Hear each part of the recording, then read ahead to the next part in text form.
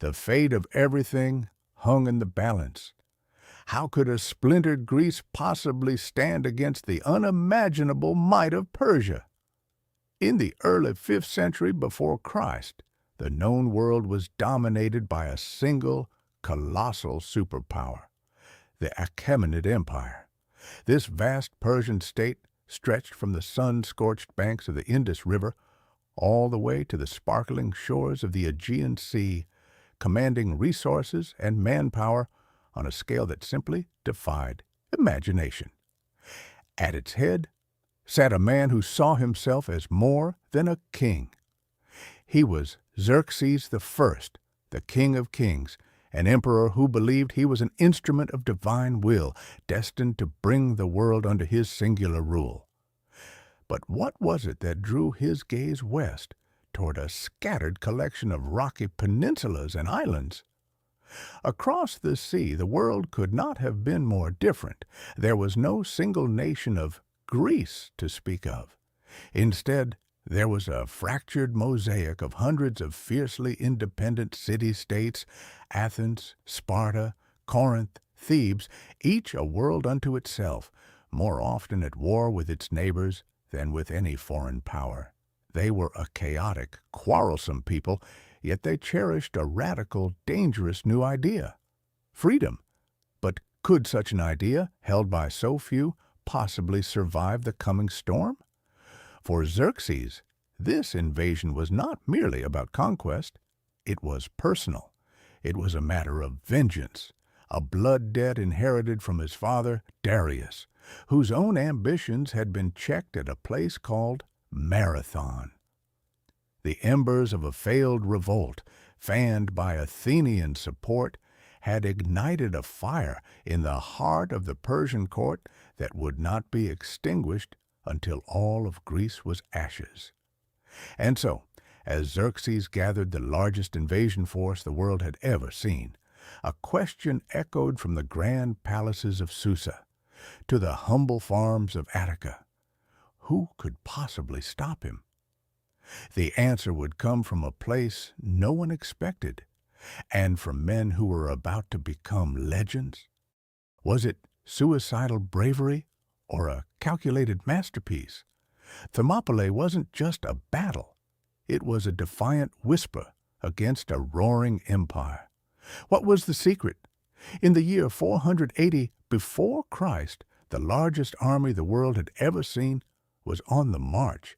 A human ocean commanded by the Persian King of Kings, Xerxes I, was poised to wash over Greece and extinguish the flickering flame of Western civilization.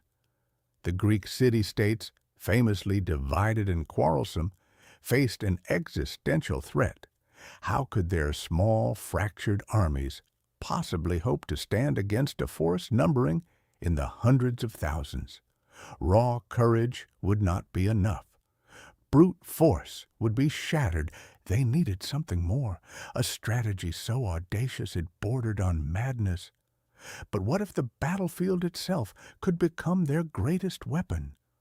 The answer was found in a narrow coastal pass, a place the locals called the Hot Gates, Thermopylae. Here, the mountains plunged into the sea, creating a bottleneck so tight that the vast Persian numbers would be rendered almost meaningless. An entire empire could be held at bay by a force small enough to be counted. But who would be that force? Who possessed the discipline, the training, the sheer will to stand in that narrow gateway between freedom and servitude? The call was answered by a king from the most feared city-state in all of Hellas, Leonidas of Sparta. A man forged in the brutal Spartan system, a leader who embodied the law and the warrior spirit of his people. He would not lead a grand army. The fractured politics of Greece and a sacred festival prevented a full mobilization. So Leonidas made a choice that has echoed through eternity. He selected just 300 of his personal royal guard. But why so few? Was this merely a token gesture, a sacrifice to delay the inevitable? No. Each of these 300 men was chosen by a grim calculus. They all had living sons to carry on their family lines. This was not a mission from which they were expected to return. This small band of brothers, joined by a few thousand other Greek allies, marched north, not just to fight, but to make a statement written in blood and bronze. But what was the true strategic objective of this seemingly hopeless stand? You think you know Thermopylae? What if I told you the real battle, the one that crippled an army's spirit, was over before the famous last stand even began? Prepare for the truth. The year is 480. Before Christ, a shadow falls over Greece, cast by an army so vast it is said to have drunk rivers dry. At its head, Xerxes, the king of kings, the ruler of the mighty Persian Empire, marches with a force numbering in the hundreds of thousands. Before him lies a narrow coastal pass, a bottleneck between the mountains and the sea, known only as the Hot Gates. Thermopylae, and blocking his path? Not an army, but a symbol. 7,000 Greeks, led by one king and his personal guard of 300 Spartans. What could such a tiny force possibly hope to achieve against the greatest military machine the world had ever seen?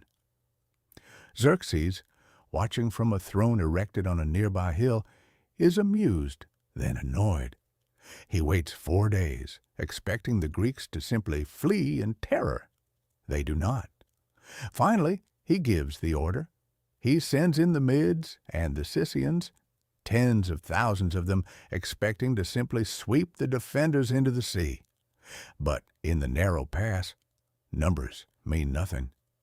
The Greeks stand shoulder to shoulder, their long spears and heavy bronze shields forming an impenetrable wall.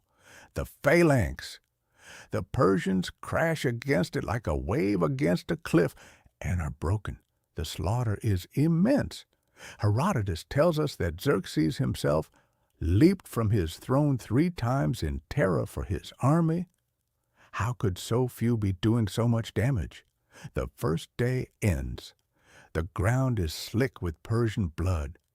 Xerxes is no longer amused. He is enraged. He now unleashes his best, his most feared warriors, the 10,000-strong elite unit known as the Immortals. They are called this because their number is never allowed to fall. Every casualty is immediately replaced. They advance, their scaled armor glittering, their confidence absolute. And they too are met by that wall of bronze and iron. The Spartans, fighting in rotation, are always fresh, always disciplined. The Immortals, trained for open battle, are helpless in the crush of the pass. They fall by the hundreds, their legend dying with them. A second day of carnage ends, and a chilling realization begins to creep through the Persian camp. Are these Greeks even mortal? The cost in blood was staggering, but the cost to Persian morale was even greater. Xerxes is faced with a dilemma he has never known: failure. His army is stalled, his authority questioned by the sight of his finest warriors being cut down. But then, as night falls, a figure emerges from the shadows. A local man, Ephialtes of Trachis. He comes not with a weapon, but with a secret worth more than any army. He knows a hidden path, a goat track that winds through the mountains and comes out behind the Greek position. Why would he do this? For greed? For fear? Whatever his reason, he offers Xerxes the key to unlock the pass. The fate of the 300 now rests on a single treacherous path. What will Leonidas do when he learns he is surrounded? This betrayal would seal their fate, leading to the heroic last stand that history remembers. But the legend was already written. In those first 2 days, A handful of free men had shown the world's greatest empire that it could bleed. They had shattered the myth of Persian invincibility and bought precious time for the rest of Greece to prepare. The real battle of Thermopylae was not just about survival. It was about proving that the spirit of a few fighting for freedom could stand against the might of a million. Their names echo through millennia. But the spark that ignited their legend wasn't just courage. It was a devastating betrayal that compelled Leonidas to make his final impossible stand. How did one man's treachery change everything? For 2 full days, the narrow pass of Thermopylae had become a graveyard for Persian ambition. King Leonidas and his small Greek force had held back the largest army ever assembled, humiliating King Xerxes. The Greek shield wall seemed unbreakable, a testament to discipline and homeland defense. But what if the greatest threat wasn't in front of them, but walking among them? The answer came in the form of a local man named Ephialtes. Motivated by the promise of immense reward, he approached the desperate Persian king with a secret. He knew a hidden path, a trail over the mountains that would allow the Persians to flank the Greek defenders and attack them from behind. With this knowledge, how could Xerxes possibly fail? Under the cover of darkness, Xerxes dispatched his elite force, the 10,000 immortals, to follow Ephialtes. As dawn broke on the 3rd day, lookouts and frantic deserters brought the terrifying news to Leonidas. The enemy was at their back. The pass was no longer a fortress. It was a trap.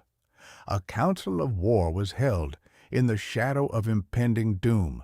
The choice was stark: retreat and save the army to fight another day, or stay and face certain annihilation.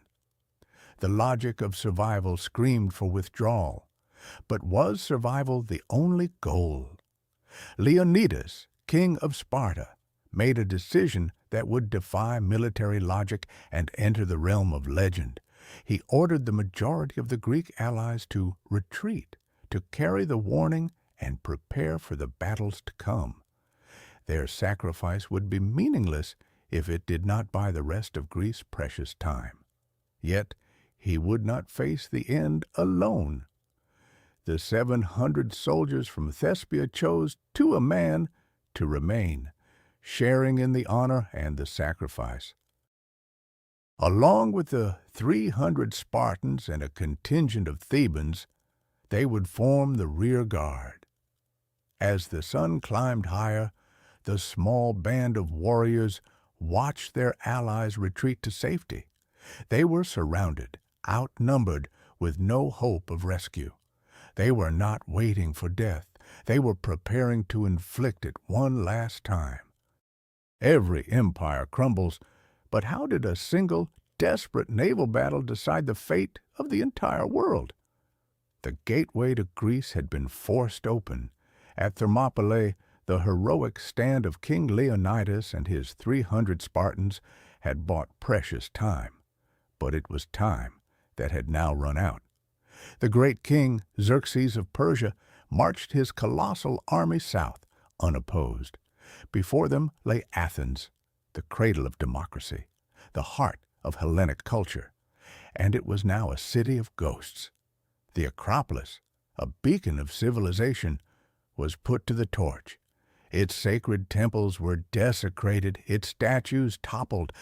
For the Athenians, watching from the nearby island of Salamis, it was more than the destruction of a city. It was the death of an idea. But was all hope truly lost? Amidst the despair, one man, the Athenian general Themistocles, held fast to a radical, desperate strategy. He had foreseen this.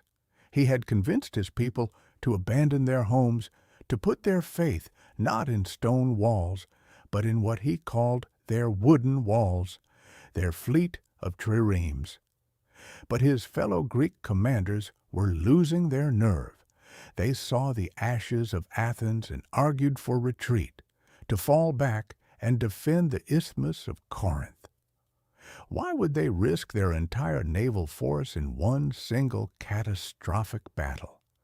Themistocles argued, he pleaded, he cajoled. He knew that in the open sea the sheer number of Persian ships, perhaps over 1,000 vessels, would overwhelm the smaller Greek fleet. But in the narrow straits of Salamis, that advantage would be nullified. The Persian numbers would work against them, causing chaos and confusion. The question was, could he hold his fragile alliance together long enough to even try? As the arguments raged through the night, Themistocles made a move of breathtaking audacity, a move that could have been seen as treason. Under the cover of darkness, he sent his most trusted servant, a man named Sisinus, to the Persian camp. The message he carried was for the ears of King Xerxes alone. And what was this secret message that would seal the fate of two empires? Sisinus told the great king that the Greeks were broken, terrified, and preparing to flee under the cover of night. He advised Xerxes to block the exits of the straits immediately to trap them. Themistocles, the message claimed, was secretly loyal to Persia and wished to see the Greeks destroyed. Xerxes, arrogant and eager for a final glorious victory, took the bait. He had just been handed the key to winning the war, or so he thought. As dawn broke over the Saronic Gulf on that fateful day in September, 480 before the Common Era, the Greek sailors awoke to a terrifying sight. The Persian fleet, a forest of masts and sails, had sealed the straits. There was no escape. Themistocles' gamble had worked. He had forced his own side to fight. Now, the fate of Western civilization would be decided by the strength of their arms and the courage of their hearts. From a golden throne set high on the slopes of Mount Aigaleo, Xerxes watched, ready to record the names of his bravest captains and witness the final annihilation of the troublesome Greeks. The sea itself seemed to tremble as the massive Persian armada advanced, their oars beating the water in a thunderous rhythm. But what they were sailing into was not a battle. It was a trap. How do you sink an empire without firing a single shot of a cannon? The Greeks did it, with nothing but their wits and the very geography of their homeland. But how? How could a handful of city-states, fractured and outnumbered, stand against the single greatest military power the world had ever seen? The answer lies not in a grand open field, but in a narrow, unassuming strait of water, and in the mind of one brilliant, audacious man. The year is 480 B.C. The Persian king, Xerxes, self-proclaimed king of kings, has crossed the Hellespont with an army of staggering size. He has crushed the Spartans at Thermopylae and marched south, leaving a trail of fire and ruin. Athens, the jewel of Greece, has been sacked, its temples on the Acropolis burned to the ground. For the Greeks, it is the darkest hour. Their combined fleet has fallen back to the island of Salamis, and despair is setting in. But one man, the Athenian statesman Themistocles, sees not an end, but an opportunity. He had convinced the Athenians years earlier to invest their newfound silver wealth not in public works, but in a fleet of 200 state-of-the-art warships, the trireme. Now, he proposed a plan so daring, so counterintuitive, that many thought it was madness. He wanted to fight the Persians right here in the narrow straits between Salamis and the mainland. But why would the massive Persian fleet, with over 1,200 ships, ever agree to fight in a place that negated their numerical advantage? The other Greek commanders were terrified. They wanted to flee, to retreat to the Isthmus of Corinth and make a last stand on land. Themistocles knew this would be suicide. The Persian navy would simply sail around them and land troops in their rear. The alliance was fracturing, his strategy on the verge of collapse. So he made a gamble that would either save Greece or doom it entirely. Under the cover of darkness, he sent his most trusted servant, a man named Xerxes, to the Persian camp. The message he carried was one of pure, calculated deception. Xerxes told King Xerxes that the Greeks were paralyzed by fear, that they planned to slip away in the night. He claimed Themistocles was secretly a Persian sympathizer and that he was urging the king to strike now, to block the straits and trap the entire Greek fleet for a final, decisive victory. To Xerxes, sitting on his golden throne, the message was everything he wanted to hear. It confirmed his belief in Greek cowardice and division. He took the bait. He ordered his fleet to move immediately, sealing both ends of the strait. The trap was set. But who was the trapper and who was the trapped? As the sun rose, the Greek sailors looked out and saw the horrifying truth. The Persian fleet, a forest of masts and sails, blocked any chance of escape. There was no retreat. There was only the fight. But as the massive Persian ships crowded into the narrow channel, their greatest strength, their numbers, became their fatal weakness. The Greek triremes, smaller, faster, and more agile, held their position. They were built for this. With reinforced bronze rams at their prow, they were weapons designed for a single purpose: to smash enemy hulls. The Persian ships, cumbersome and packed too tightly, could not maneuver. They collided with each other, their long banks of oars snapping and tangling. It was chaos. The Greek crews, fighting for their homes, their families, their very freedom, surged forward. They rammed, they boarded, they turned the water red.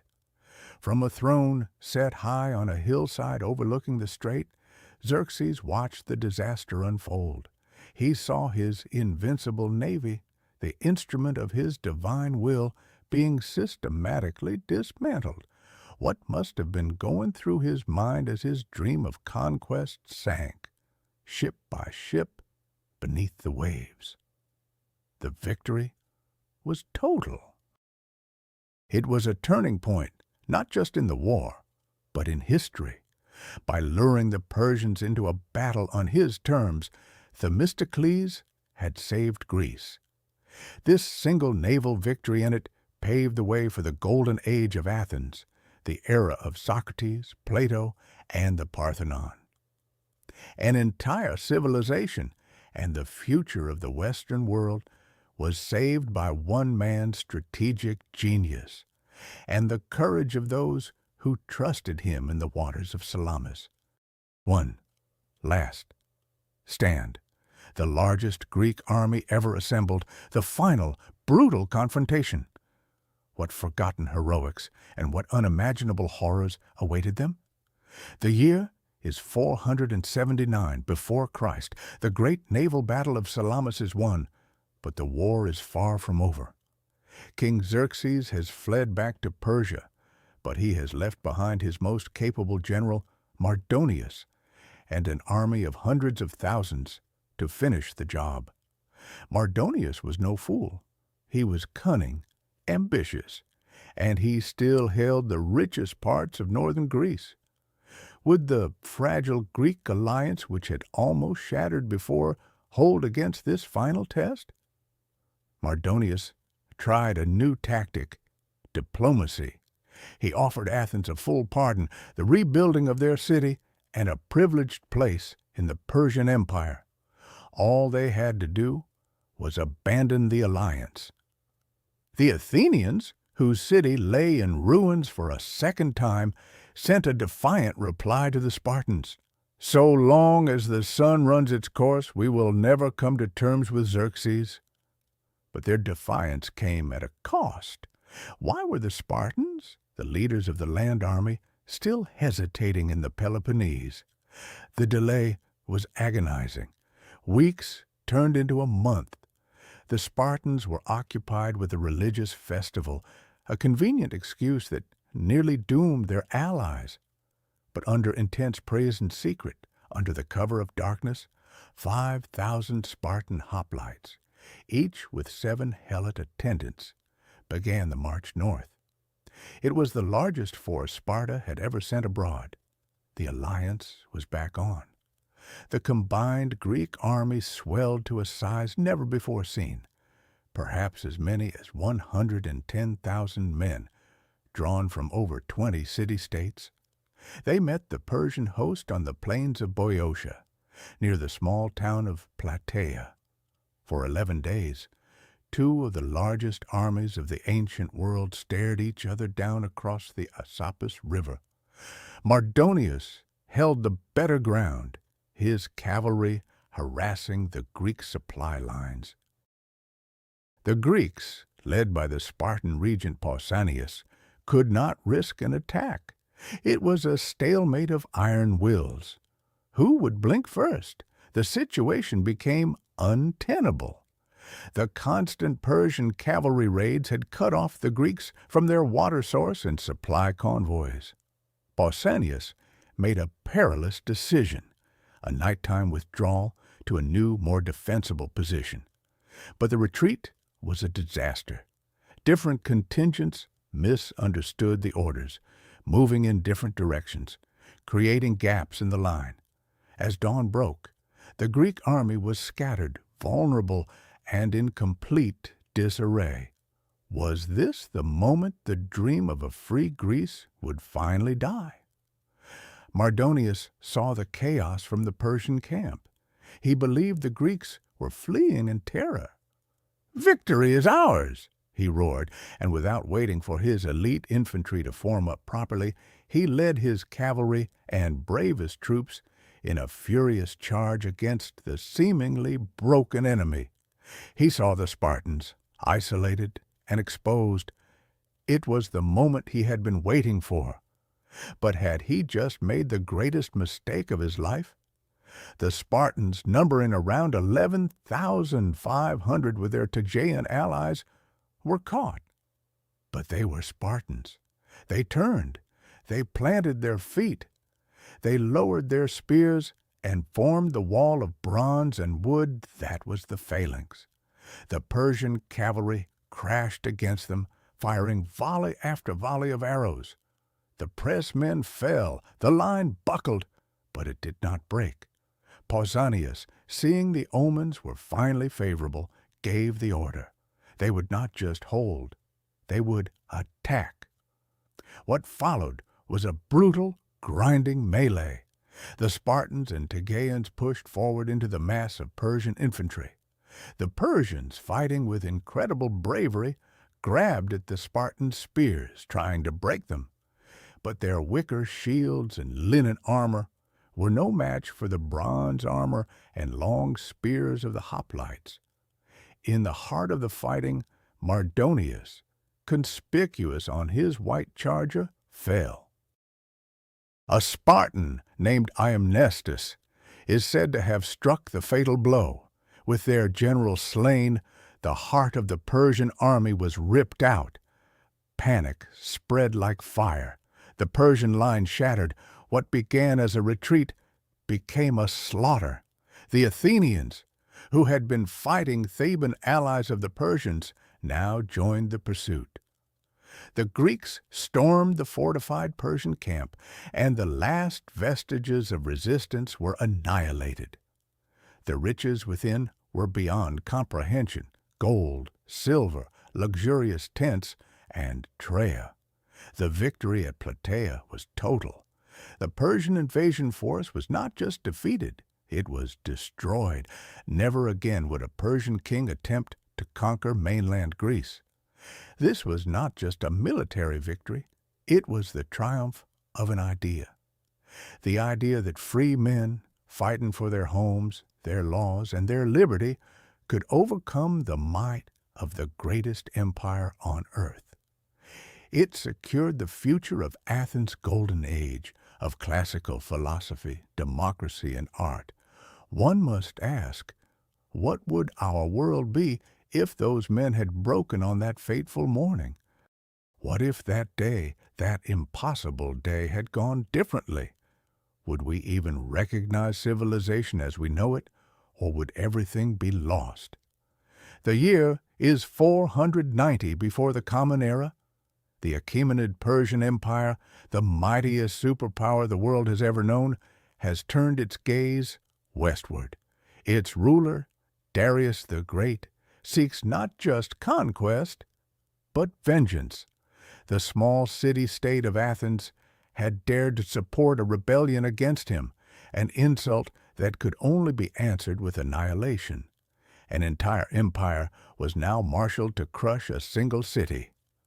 What hope could a few thousand citizen soldiers have against the endless legions of the King of Kings? Was this the end of the Greek experiment before it had even truly begun? The Persian armada lands on the coast of Attica, at a sun-drenched bay called Marathon. The Athenians are outnumbered, terrified, and their only significant allies, the Spartans, are delayed. They are utterly alone. The Athenian generals are paralyzed by division, half argue for retreat, to hide behind their city walls and pray for a miracle. The other half, led by a brilliant but controversial general named Miltiades, argues for the unthinkable, to attack, to march out and meet the world's greatest army on an open field. It was a choice between almost certain death by fighting and a slower, more certain doom by hiding. The deciding vote would fall to one man. How would he possibly choose? Miltiades' plan is audacious, bordering on insane. He intentionally weakens the center of his battle line, the core of his army, to heavily reinforce his flanks. It is a gamble that defies all military convention. As the Persian infantry and cavalry charge forward, they smash through the thin Athenian center with ease. It looks like a rout, a complete disaster for the Greeks. But was this the moment of defeat, or the precise moment Miltiades had been waiting for? The strengthened Athenian flanks did not break. Instead, they wheeled inward, enveloping the Persian forces in a deadly double pincer movement. The hunters had become the hunted. In a single morning, the impossible happened. A tiny democracy had defeated a global superpower, but the battle was not the end of the war. The surviving Persian fleet was now sailing directly for the undefended city of Athens itself. The victory at Marathon bought them time, a precious decade. It proved that the Persian giant was not invincible. This one battle ignited a fire in the Greek soul, paving the way for the even greater trials of Thermopylae and Salamis, and ushering in the golden age of Athens. The concepts of democracy, philosophy, and individual liberty, the very foundations of Western civilization, were preserved on that field. And it all began with a choice to fight.